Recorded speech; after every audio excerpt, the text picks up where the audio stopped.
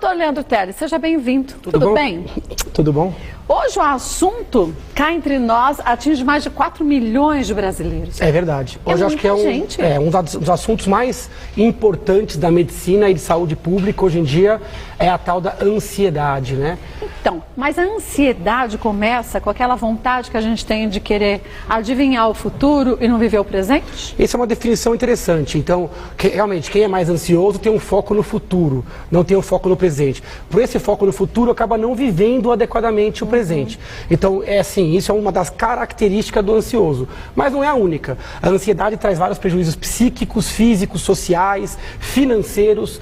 Ela é uma porta de entrada para outras doenças, obesidade, insônia, problemas de relacionamento, matrimônio, né? Então a pessoa que é ansiosa em excesso, a ansiedade patológica, ela pode destruir a vida de uma pessoa. Porque a ansiedade, dizem, né, que ela tem um lado positivo, quer dizer, deixar a gente alerta em algumas situações, a gente fica um pouco mais ligado. Mas quando ultrapassa essa fase, começa a te trazer transtornos, como você disse, físicos até, problemas sérios. Essa distinção é a primeira distinção importante. Ansiedade normal, ansiedade patológica, doença. A ansiedade normal, ela foi amadurecendo com a humanidade. Ela é importante para a gente poder não correr risco, né? Em situações de risco, nosso coração bate mais rápido, a gente tem um frio na espinha, né? A gente tem uma sensação de que algo vai acontecer de ruim, a gente se protege. Agora, isso é normal e na medida isso é bom. Agora, quando isso passa, começa a trazer prejuízo, né? Aí é ansiedade e doença. Que são esses sintomas que a gente tem aqui? Olha que legal, a gente colocou aqui no quadro, se você sente isso, principalmente fora de contexto, né? Não estando próximo de uma prova ou de uma entrevista de emprego, quer dizer que você tem uma doença chamada ansiedade. Do lado de cá a gente colocou sintomas físicos. Olha quanto sintoma físico: palpitação, taquicardia, falta de ar. Essa taquicardia, essa palpitação, muitas vezes as pessoas falam, mas não aconteceu nada, é como se tivesse uma descarga de adrenalina, parece que você levou um susto. Às vezes a pessoa está assistindo televisão, fazendo comida, num momento tranquilo, de repente o coração começa a bater mais rápido. E dá aquela descarga. A pessoa acha que está tendo, às vezes, um infarto ou uma arritmia, às vezes está, mas muitas vezes não está. É só uma descarga. É como se soasse um alarme de incêndio, né? O alarme de incêndio é a ansiedade, tem que soar quando está pegando fogo. Mas para algumas pessoas esse alarme soa fora do contexto. Aí surge taquicardia, como a gente falou, que é a palpitação, uma sensação de que o ar não entra, falta de ar, né, de que não está conseguindo preencher o pulmão. Respirar curto. Sufocamento, asfixia. A pessoa às vezes passa o dia todo assim, com essa sensação. Tem um dos transtornos que é o TAG. A pessoa passa o dia inteiro, às vezes com falta de ar, sentindo que a respiração está curta, né? Tremores, principalmente um tremor de ação, quando a pessoa estica o braço e começa a ter um tremor, tipo um bater de asas, assim, olha. Então a pessoa tem um flutter. Né? Outra coisa que treme é a pálpebra. A pessoa fecha um pouquinho o olho e a pálpebra vai ficar pulando, né? Também mais um sinal de ansiedade. Tremores nas pálpebras ou nas mãos. Dor, opressão ou angústia no peito. A pessoa tem um aperto no peito, uma angústia, né? Às vezes ela vem no consultório e faz esse gesto, como se estivesse apertando o peito, né? Isso é um sinal que possa ter uma doença cardíaca, obviamente. Mas que é isso, né? Mas às vezes é só a ansiedade já dá esse sintoma. Fome excessiva, e por isso que eu falei da obesidade. É muito comum a pessoa ganhar peso por ansiedade, porque ela busca o alívio da ansiedade no alimento e fica comendo compulsivamente a partir de então. Mas isso não é porque a gente foi educado culturalmente? Quando criança a gente caía, aí a mãe, a avó vinha, não, toma um pirulito. Então é a compensação, a comida virou meio que uma compensação de tudo que não está legal na vida da gente? Eu acho que sim. A compra, o gasto de dinheiro, a comida, o presente, o alto presente, as pessoas se endividam ou engordam. Agora também tem uma questão molecular do alimento. O chocolate oferecendo precursores de serotonina, os alimentos calóricos dando aquela dopamina mais rápida. Então tem uma questão da alimentação em si e uma grande questão cultural que a gente aprende quando pequenininho da compensação, né? Dor de estômago e diarreia. Isso é verdade. Então muita gente tem aquela famosa síndrome do intestino irritável. Onde a pessoa tem dores, tem às vezes acumula gases, ou tem diarreia ou prisão de ventre. Isso pode ser só fruto de toda esta ansiedade. Então é um dos órgãos que pega. Antigamente falava daquela úlcera nervosa, né? A pessoa que ficava ali ansiosa, aguardando e tinha um problema gastrointestinal. Hoje a gente não usa tanto esse termo, mas a gente tem esse contexto, que a ansiedade pode agravar refluxo, pode agravar gastrites e pode agravar prisão e diarreia, dependendo da pessoa, né? Também muda a química cerebral, né? E consequentemente a química do corpo corpo todo, Porque né? o cérebro comanda o corpo. A parte autonômica que comanda todo o cérebro. Quem comanda o coração é o cérebro. Antigamente, Kátia, a ansiedade era chamada de síndrome do coração irritável. Do coração irritável? Esse foi um dos primeiros nomes. Foi na década de 1980, aqueles eram americanos que voltavam da Guerra Civil, e aí recebeu síndrome do coração irritável, porque eles tinham surtos de aperto no peito, taquicardia, muito antes de surgir o termo síndrome do intestino irritável. Depois foram perceber que o problema não é no coração, o problema é no cérebro, que dá uma descarga de adrenalina, de cortisol, e faz a pessoa se sentir realmente mais pilhada, mais agitada. E a gente sente como se levasse um susto, né? Às vezes sim. Quando o quadro é tipo síndrome do pânico, ou seja, quando a ansiedade ela é aguda, hiperaguda, quer dizer, um segundo para o outro, a pessoa pode ter sintomas avassaladores. Achar que vai morrer naquele momento, ter dores no peito tal qual um infarto e se sentir absolutamente incapaz de gerenciar o próprio organismo. E tensão muscular, né? Isso é clássico. Então aquela tensão mantida. Então é muito comum dores nessa região, trapézio, pescoço, cefaleia tensional. Já falou tanto de cefaleia tensional, aquela que dói na cabeça toda, como se fosse algo apertando. Se estivesse pressionando. Né? Quem está ansioso contrai a musculatura. E tem razão de ser. A ansiedade, ele te prepara para lutar ou correr. Então ela faz a pupila dilatar, o coração bater mais rápido, a pressão arterial aumenta, você precisa correr ou lutar. Só que para quem tem isso fora desse contexto, é o dia inteiro com a pressão alta, taquicardia, comendo além da conta, minando as relações pessoais. Por quê? Porque tem os sintomas psíquicos que vão atrapalhar o seu dia a dia. Olha lá. Primeiro sintoma psíquico, angústia e apreensão. Aquela sensação de que algo está prestes a acontecer, sabe? E aí você fica prestando atenção a tudo. Se alguém passa, era isso, eu sabia que ia acontecer alguma coisa. Você acha que você fica com os seus sensores todos ali, né? Então você fica à flor da pele e não tem nada para acontecer, ou nada de diferente. Todo dia acontece um monte de coisa. Se você ficar sofrendo por antecipação, você vai sofrer por coisas que não acontecerão. E aí você vai pagar um preço muito alto. Medo excessivo. A ansiedade leva ao medo, às vezes ao terror. Porque a pessoa pensa no futuro, mas pensa naquela versão negativa do futuro. Porque na versão positiva ninguém vai ficar pensando nisso. Mas se eu perder meu emprego? É isso e aí, mesmo. Meu plano de saúde? E aí é pronto que você já eu vou dar uma festa e eu penso, nossa, será que vai dar tudo certo? Será que e se não vem ninguém? Aí você sonha que não vem ninguém na sua festa. Exatamente. O ansioso, ele tem esse negativismo junto com essa pressão antecipatória.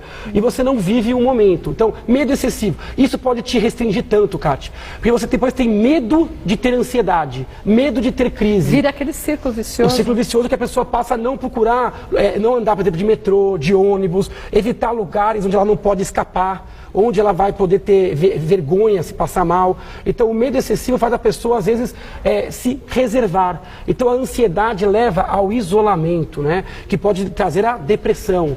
Então são farinha do mesmo saco, faces da mesma doença. Irritabilidade. Mas que tipo de irritação? O ansioso, ele é a flor da pele, aquela meio reflexo, né? Ele está tão tenso e tão pilhado que ele dá uma resposta imediata. E ele mesmo se arrepende depois. E essa é a irritabilidade da ansiedade. A pessoa às vezes fala alguma coisinha, toma uma fechada no trânsito, por exemplo, começa a buzinar, a xingar. Alguém fala bom dia de manhã, ela dá uma patada de manhã. Mas vou te dizer, então subiu para mais de 4 milhões de pessoas isso aí. Essa estimativa tá baixa. Porque no trânsito parece que as pessoas estão cada vez mais irritadas e intolerantes, né? Isso é típico da ansiedade. Onde eu estava na estrada, não foi nem na parte que estava tudo parado, porque mesmo porque parado não dá para ninguém fazer nada.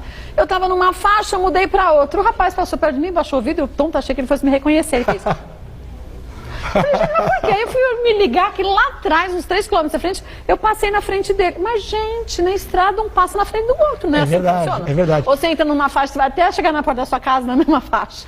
E hoje em dia, no trânsito, você percebe muito isso. Alguém sinaliza para parar, já vem uma buzina. Então, as pessoas têm que ter um pouco mais de tolerância. E quem está ansioso está intolerante. E olha, voltou de um final de semana que era para ele estar bem no oposto disso. Era para estar mais relaxado. Não, ainda baixou a mulher, porque mulher, eu vou te falar, gosta de pilhar o marido também, né? Também. Aí ele fez tchauzinho, ela fez junto. Aí fala, gente, que idiotas, né? Os dois ainda. Casal problemático. Passa a placa dele agora. Não tá aí eu peguei a placa de Pegou? Sim, mas era um carro do Poder Executivo que estava andando na Castelo Branco, foi para o acostamento. Eu falei, gente, que grande exemplo esse. Isso é a falta de exemplo absurda dos nossos... Aí eu não fui intolerante, gente, na verdade. A gente tem que fazer isso para as coisas começarem a funcionar. A gente precisa ouvir a a versão dele também, né, Kátia? Que versão dele? Será que você não fechou mesmo? Não, sei. Não, ele tá vindo pelo acostamento. Ah, não, do caso do carro executivo, sim. Não, do executivo. Ah, sim, aí você tá Não, certo. do tiozinho eu não fechei ele não, porque eu tava a 60 por hora. Acho que era isso, ele achou que eu tava lenta, né?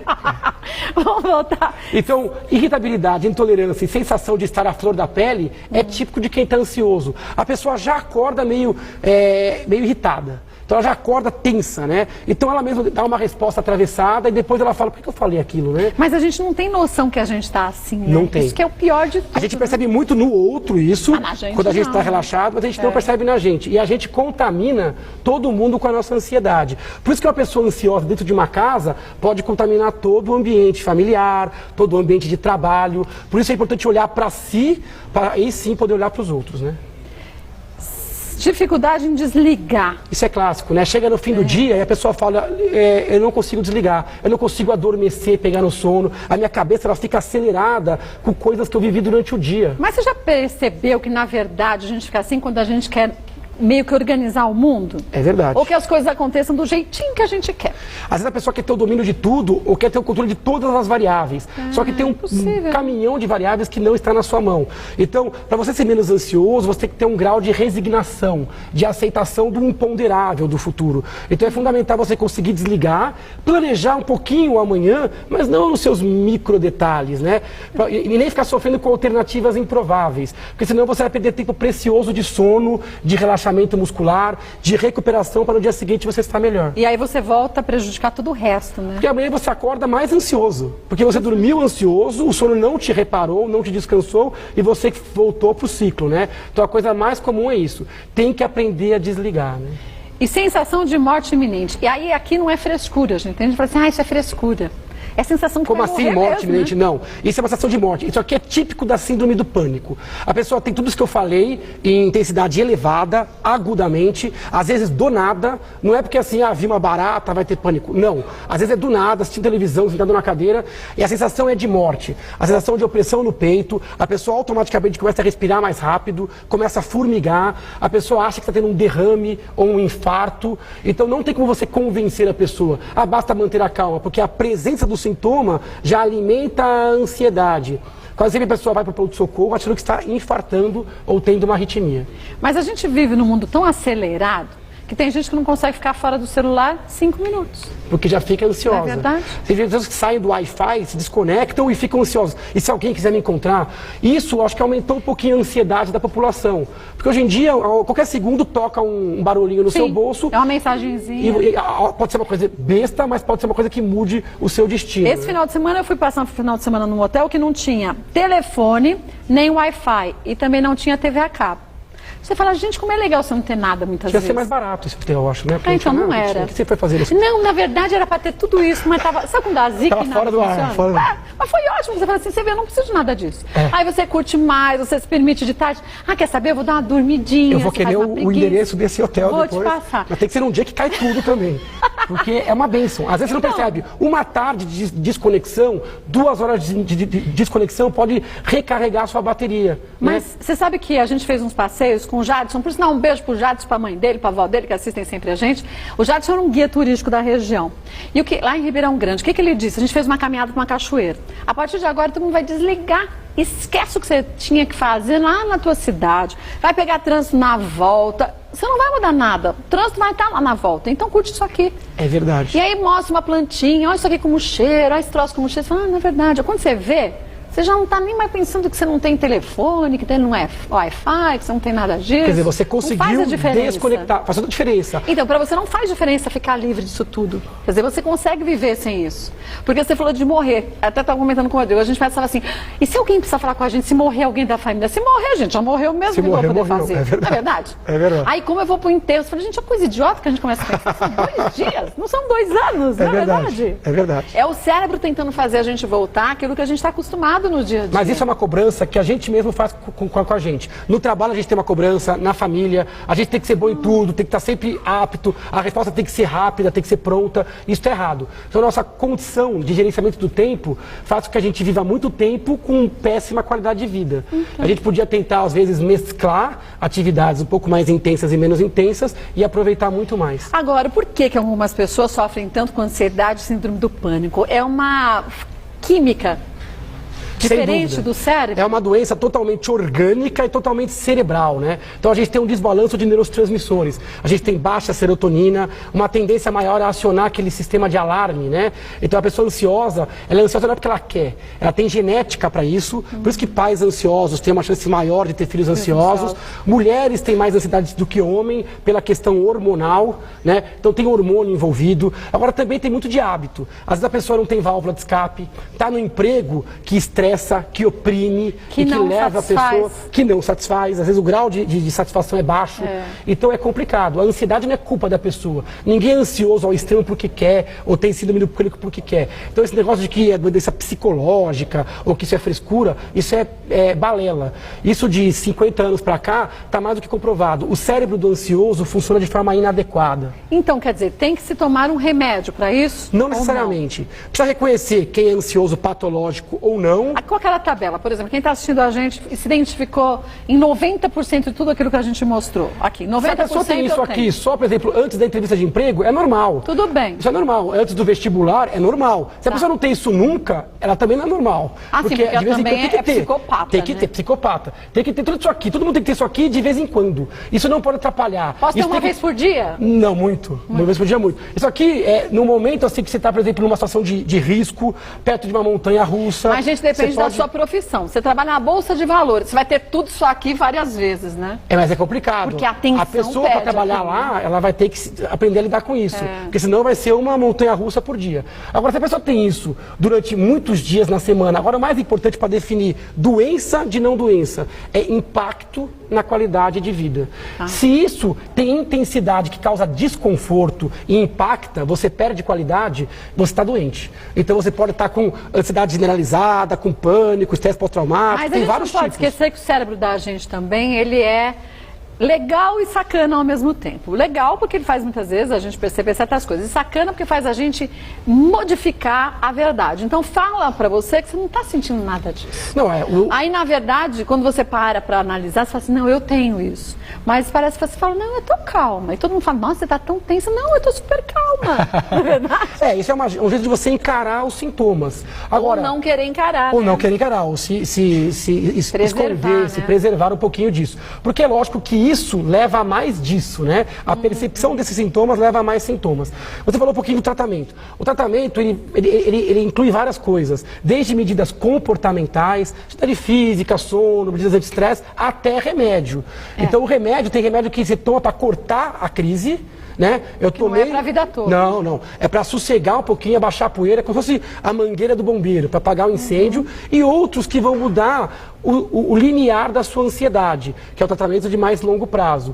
Todo remédio tem que ser com um médico. Todo remédio tem prazo. Não é que você vai usar o resto da vida. Não. Eu tenho ansiedade. Não, você pode usar por 3 meses, 6 Depende meses. do remédio, não pode tirar da noite pro dia também. Também não pode sair ao mesmo tempo. Não se deve automedicar, né? Tomar medicação sem a avaliação de um profissional habilitado. Mas sabe que medicamento, eles são muito bons para casos graves de ansiedade. Mas aquelas técnicas, tipo técnica de respiração, porque dizem, quem tem síndrome do pânico, minha irmã já teve, que você aprende quando você vai ter. Aí você fala, bom, já tive outras vezes, eu não vou morrer. Quando vem aquela sensação de você morrer, fala assim, eu não vou morrer, não vou morrer, eu não vou morrer. E você começa a respirar pausadamente, e aí você consegue reverter a situação. Essas técnicas, Kátia, todas foram bem estudadas e são excelentes. Então, conseguir trabalhar a respiração, porque automaticamente você começa a respirar mais rápido e você vai eliminando muito CO2, gás carbônico. E o seu sangue fica menos ácido. Aí começa a formigar, travar a musculatura, tudo, né? Aí você piora. Então, você aprender a respirar é importante. Você vencer progressivamente os seus medos, as suas fobias, é importante. Por isso que psicoterapia ajuda, terapia cognitivo-comportamental ajuda, aqueles biofeedbacks, onde a pessoa aprende também a reconhecer o sintoma inicial e se autocontrolar, ajuda, como atividade física ajuda, ter uma alimentação com pouco estimulante, né? Comer fracionado, você ter um hobby, uma válvula de escape, né, no fim do dia. Então nem tudo é medicamento. Não dá para dar medicamento para esses 4 milhões, então você pode escolher só aqueles que têm quadros mais graves, e mesmo que introduza o medicamento, você vai querer um dia tirá-lo. Então é importante você mudar o seu estilo estilo de vida para tirar o remédio depois também. E se permitir fazer coisas que você gosta, até não fazer nada. Não fazer nada é fazer muito, muitas vezes, não é? A gente já falou tanto aqui que tem gente que vive para os outros, né? E vive a vida dos outros, ou vive sempre tendo que responder ou ao patrão, superar ou ao esposo. Superar a expectativa do outro. Não agora tem que ver se você não está fazendo mal a você, né? Se na hora de você parar, desligar e ficar realmente parado, olhando, quer dizer, investir na sua saúde a médio e longo prazo. Eu acho que esse é o melhor tratamento para a ansiedade. E às vezes a gente acha que para a gente falar assim, eu sou produtivo, você tem que estar sempre fazendo alguma coisa, né? Isso é um erro. Isso é muito capitalista, né? Aquela coisa de tempo é dinheiro, né? O tempo que você não está faturando, você está desperdiçando. É muito complicado. A gente tem que buscar a qualidade do tempo. Então você vai ter uma boa qualidade de tempo se você estiver bem. Aí você vai trabalhar com atenção, com criatividade, com rendimento. Mais, né? Você vai conseguir muito mais em termos sociais, financeiros, escolares, mas tem que saber a hora de parar. Infelizmente, isso ainda é pouco. Quem para, o pessoal fala, mas você dorme à tarde, eu mas dormi você uma hora acorda... e meia ontem à tarde, foi tão bom. Depois eu não consegui dormir de noite, mas foi uma hora e meia gostosinha. Estragou um pouco o sono da noite. Mas de vez em quando precisa. E a pessoa às vezes faz isso com uma culpa terrível, né? E é essa culpa que a gente precisa perder. A pessoa tem que realmente olhar para si, cuidar de si, né? Vamos para algumas perguntas de telespectadores. Você quer mandar as suas? Claro que pode, mulheres@tvgazeta.com.br. Carolina aqui de São Paulo. Meu avô deve ser, meu pai tem síndrome do pânico. Essa síndrome é genética? Então, a síndrome do pânico, ela tem alguns determinantes genéticos. Quais? Mas não quer dizer que o pai vai ter, né? O que a gente sabe é assim, filhos de pessoas com ansiedade têm um risco um pouco maior de ter ansiedade. Então, mesmo antes de ter isso, já é bom já começar uma atividade física, cuidar da vida. Agora, existe ansiedade quem não tem pais com ansiedade. Então, a gente fala assim de vários genes, não é um gene só, e não é um determinismo, tipo 50%. Eu falo assim, mas como assim? Meu pai e minha mãe têm, lógico que eu vou ter. Não, porque você é um indivíduo novo, né? Mas essa não é uma doença moderna? Quer dizer, meus bisavós não sofriam disso. Então, isso é uma coisa que não se sabe ainda. A gente tem descrição de ansiedade de 2, 3 séculos atrás. Então, as pessoas sempre ficaram ansiosas. Na época da guerra, Primeira Guerra, Segunda Guerra, Guerra Fria, Guerra Civil, as pessoas já tinham síndrome do pânico. Eu acabei de te falar de um relato de 1990, né? É que se falava pouco. Assim, as pessoas escondiam o sintoma. Como hoje ainda se faz. Hoje, por exemplo, homens, muita gente acha que homem e mulher, ambos têm igualmente síndrome do pânico. Mas homem fala menos. Então aparece menos nas estatísticas, né? Mulher está contando que Então, na verdade, acredita-se que sempre existiu síndrome do pânico. Sempre existiu. Hoje em dia fala-se mais. Lógico, hoje a informação corre mais rápido, as pessoas estão um pouquinho mais ansiosas. Agora, sempre existiu essa síndrome e ela tem sim determinantes biológicos genéticos. Não só genética. Como a depressão, por exemplo? Como a depressão. E, aliás, ela é bem parecida com a depressão em termos de funcionamento cerebral. Então pode ser que no passado as pessoas achassem que tivessem depressão, mas pudessem ter pânico? Eventualmente. Antigamente, essas pessoas ficavam mais isoladas, não apareciam, as pessoas ficavam trancadas em casa. Já estudaram isso. Será que tem mais ansiedade na cidade ou no campo, né? Bom, deve ser na cidade, onde as coisas são mais rápidas. Não. No campo, onde as pessoas estão lá paradas, têm a vida bucólica, também tem ansiedade. Tem muita ansiedade relacionada ao ócio, ao tédio. Por isso que eu falo, há determinantes biológicos cravados no gene e no cérebro das pessoas. Tem determinantes hormonais, mas é lógico que também tem um determinante ambiental. É mais uma doença espectral, tem formas leves e graves, formas normais e patológicas, e tem determinantes genéticos e ambientais, os dois juntos. Você lembra uns anos atrás que fizeram pelo mundo todo o tipo de um concurso, porque precisava de uma pessoa que tomasse conta de uma ilha deserta. E a gente fala assim, gente, passar a vida numa ilha deserta, que máximo! Não teve muita gente querendo ir. Você fala, gente, na ilha deserta, tu vai fazer o quê? É lindo, mas dali 10 dias você fala, gente, agora eu faço o quê? Eu já fui até ali, não dá nada. Não é todo mundo que se encaixa nesse perfil, né? Quase ninguém. Na verdade, o ócio é um dos maiores venenos para o cérebro. O ócio, o tédio. Tem muita gente que você percebe começar a adoecer depois que se aposenta, ou que para, ou que delega tudo. A gente tem que aprender um meio termo, né? Nem não precisa 8, abraçar nem 80, o mundo, né? mas também não pode largar tudo. E você tem que alimentar um pouco da sua ansiedade. Porque um pouco da ansiedade, ela te tempera a vida. É igual o estresse. Não dá para viver sem estresse. O estresse é o tempero da vida, mas ele tem que ser um detalhe. Mas imagina um quadro. Sal. Um pouco sal. Fica legal. Exatamente. Muito, você não consegue comer, né? Um quadro, por exemplo, de um pintor, o estresse e a ansiedade vai ser o tom de vermelho. Se ele derrubar uma lata de vermelho, vai ficar uma droga. Agora, se ele der algumas coisas em vermelho, vai ficar legal. Então, mas até quando a gente vai no museu, só encerrando, a gente percebe em algumas obras o quanto que o pintor era meio deprimido, o olhar das pessoas, né? Tudo, você fala, gente, até o bebê tem cara esquisita, não é verdade? Pela face, pelo fundo, pelo grau de sol, de iluminação, com certeza. Dá pra gente também começar a se autoanalisar. Eu acho que a gente sim. está no dia a dia a partir das situações que a gente vive, roupa que a gente escolhe e tudo mais, né? Dá uma olhadinha, eventualmente, a cor que você está usando mais, o tipo de roupa, tudo isso pode ser um traço da sua personalidade atual. Olha, não esqueça que ir ao médico é uma necessidade para todos, para cuidar do corpo, mas cuidar da cabeça, porque a cabeça faz parte do mesmo corpo. E as pessoas muitas vezes acham que ir para o psiquiatra é coisa de maluco. Maluco não precisa nem de psiquiatra mais. Não é verdade? Isso é uma besteira, um preconceito, na verdade. A gente está falando de patologias com tratamento, medicamentoso ou não, e o psiquiatra vê formas leves, formas graves. Doença é doença, não Aliás, nem precisa ser psiquiatra. Para tratar ansiedade, depressão, pode ser o clínico, o médico do posto. Isso é uma doença de saúde pública. Quase 20% da população, 1 a cada 5, pode conversar com o seu ginecologista, pode conversar com o seu clínico geral. Lógico que quadros mais graves vai ser automaticamente encaminhado, gerenciado por um psiquiatra. Olha, vou passar para vocês o site, doutor Leandro, qualquer informação que você queira lá, e tem uns textos bem legais sobre vários temas, tem aqueles exercícios também. Ah, você viu que o Fantástico copiou a gente? Ah, eu vi. Legal. Achei legal. Até a cadeira, eu achei legal. Copiaram logo na entrada, né? O primeiro quadro dele já era sobre isso. Sobre a cadeira. Eu achei legal.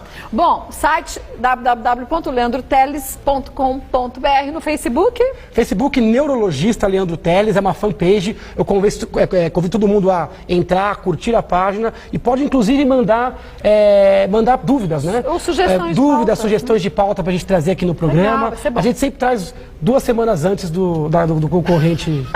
Da Globo. 2 a 3 semanas. Eles podiam contratar a gente para fazer umas pautas. Podia chamar. A gente tem criatividade, a gente não tem dinheiro. É verdade. Como eles têm dinheiro, a gente pode se unir, né? Olha que legal. Daqui 15 dias, o doutor Leandro volta e a gente vai abordar outro tema.